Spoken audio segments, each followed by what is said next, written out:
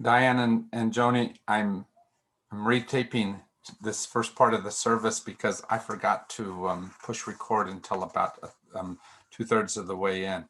And so I start off with a reading from the, the book Dusk, Night, Dawn by Anne Lamott, one of my favorite authors. And I like her a lot because she's so honest.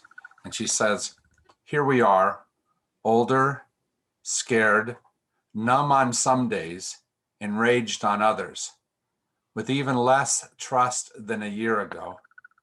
The devastating pandemic and the federal government's confused and deadly response was simply the final straw to a few years of crushing developments. A UN report on climate catastrophe was published months before my wedding in 2019, the report of the extinction of 1 million species 3 weeks after. Major buzzkill.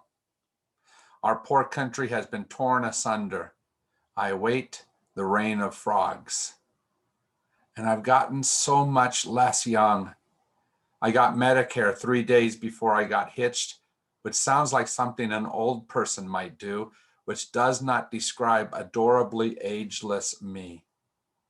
I mostly love being in the third of my life, as it is the easiest that life has ever been, except for, well, the bodily aspects and the dither and fogginess. And I wouldn't go back a year. Well, maybe back 1 year before the 2 UN reports that changed everything. Listen to the cry to be whole. Listen to the cry to be whole. Listen to the cry to be whole. Listen, God is singing. God is singing. That listening is not a simple thing to do because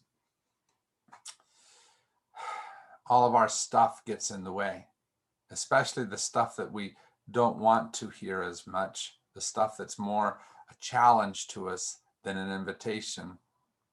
And yet, everything is an invitation. Ursula K. Le Guin, that amazing author and poet, wrote this song called, this poem called Hymn to Time. Time says, let there be.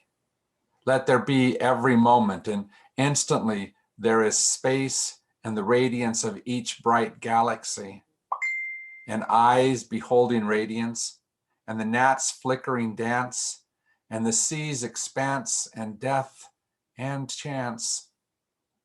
Time makes room for going and coming home, and in time's womb begins all ending.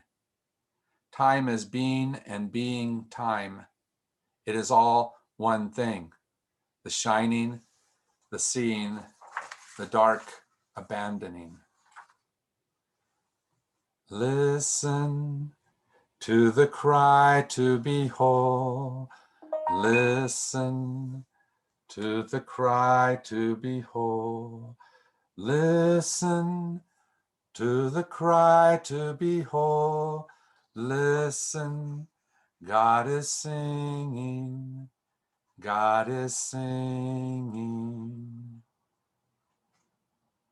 To be whole, a dream we all have, or at least a fantasy that we all imagine ourselves to be. But the truth about our wholeness is much more complicated, for we are all whole, as our fantasies envision us, and yet at the same time we have gaping holes within us as well. This is not a bad thing, as long as we constantly keep ourselves aware of it. A child plays each day in a state of wholeness, knowing that they are the perfect person for that moment, that game, that interaction, knowing that no more is needed. And yet at the same time, they realize that the job of their young life is school, their education, which most hold as a necessary but not an essential part of who they are. If left to their own devices, most would continue learning while never doubting that they already are completely whole and magnificent.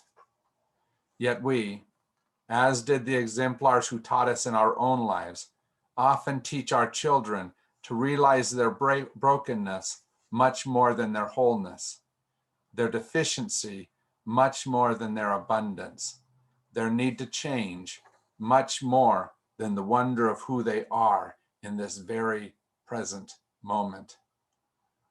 And so we easily sit in spaces of dissatisfaction and discontent with the marvelous creation that God has made in us. We often hear the calls to continue to grow as chastisement rather than encouragement. But the divine voice is always a voice of love, rejoicing in the wholeness that we already are and the completeness of who we were created to be, calling to discover and rediscover once again the wonder that this magnificent creation called us, you and I, already are, even as we grow every day into an even more excellent miracle for this world. Trio.